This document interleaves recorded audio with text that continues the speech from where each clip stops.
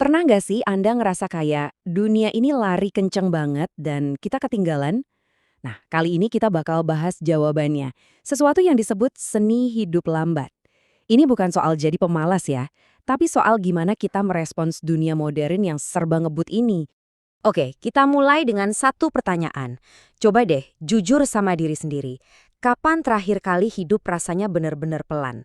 Bukan pelan karena lagi liburan loh, tapi pelan yang tenang gitu, sampai ke hati, sampai ke kepala. Ingat nggak kapan? Nah, kita masuk ke bagian pertama, perlombaan tanpa akhir. Kayaknya emang dari kecil, kita semua ini seolah-olah dimasukin ke sebuah lintasan lari, ya. Sebuah perlombaan yang nggak ada garis finishnya. Kita disuruh lari terus. Pertanyaannya, kenapa sih kita selalu berlari? Yang pertama kita kejar, waktu. Iya kan? Rasanya waktu itu musuh yang harus dikalahin. Selalu kurang, selalu harus lebih cepat, seolah-olah hari ini tuh cuma persiapan buat besok. Nggak pernah cukup. Terus apa lagi yang kita kejar? Ini dia, keberhasilan. Target baru, pencapaian baru, pengakuan. Daftarnya tuh kayak nggak ada habisnya. Kita lari terus di tangga yang, ya ampun, nggak ada ujungnya. Dan akhirnya, ya gini, kita lari terus di roda hamster, bahkan pas badan sama pikiran udah teriak cukup. Udah capek banget. Tapi pertanyaan paling pentingnya adalah, kita lari sekenceng ini sebetulnya mau kemana sih? Oke, lanjut ke bagian 2, titik balik kesadaran. Karena di tengah lari-lari ini, biasanya ada satu momen, klik, yang bikin kita berhenti sejenak. Momen dimana kita mulai nanya, ini ngapain sih? Buat banyak orang, momen ini datang pas udah dewasa, mungkin di usia 40-an, pas kita mulai mempertanyakan semua kecepatan ini. Coba deh lihat perbedaannya. Waktu muda, energi kayak nggak ada habisnya. Mau ngebut terus, tujuannya membuktikan diri ke semua orang. Begitu dewasa, energinya habis, diganti sama rasa capek.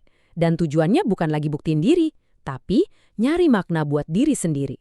Beda banget kan? Dan kesadaran itu sering banget muncul di saat-saat aneh. Kayak gini, bayangin. Lagi kejebak macet, udah frustrasi, tiba-tiba kepikiran, kenapa sih semuanya harus buru-buru?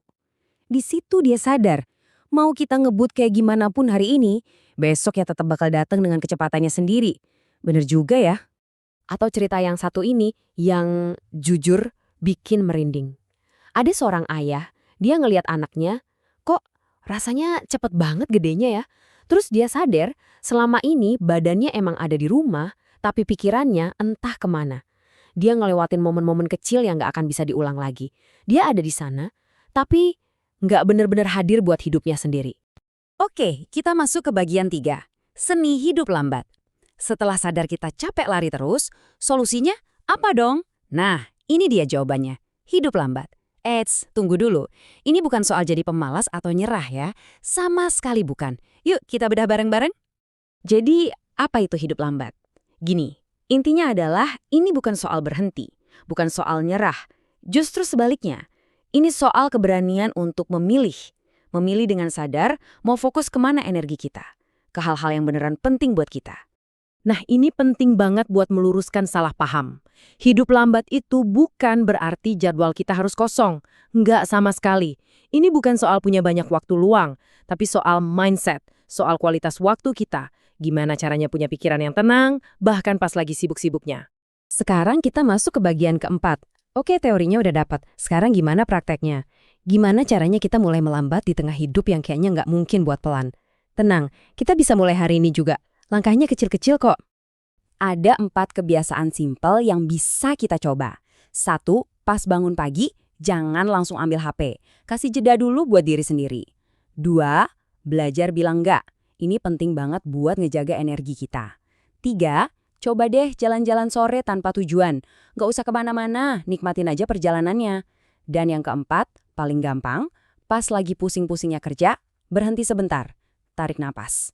Udah, itu aja. Sekali lagi, ingat ya, tujuannya itu bukan biar jadwal kita kosong melompong. Bukan. Tujuannya adalah biar pikiran kita nggak lari-lari terus. Biar kepala kita lebih adem. Ketenangan batin itu loh hadiah utamanya. Nah, bagian terakhir, makna dalam ketenangan. Jadi, kalau kita berhasil melambat, emang dapatnya apa sih? Apa hadiah sesungguhnya dari semua ini? Yuk kita lihat.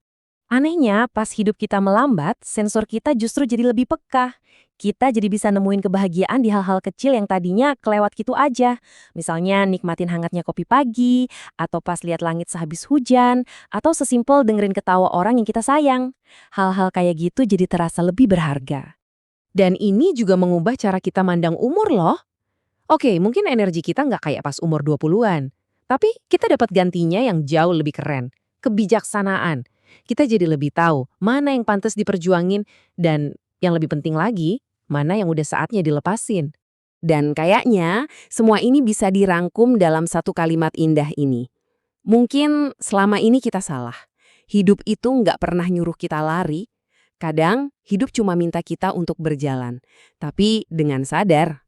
Jadi, sekarang pertanyaannya buat Anda bukan buat besok atau lusa, tapi buat hari ini. Apa satu langkah kecil yang sadar yang bakal Anda lakuin buat mulai berjalan sedikit lebih pelan?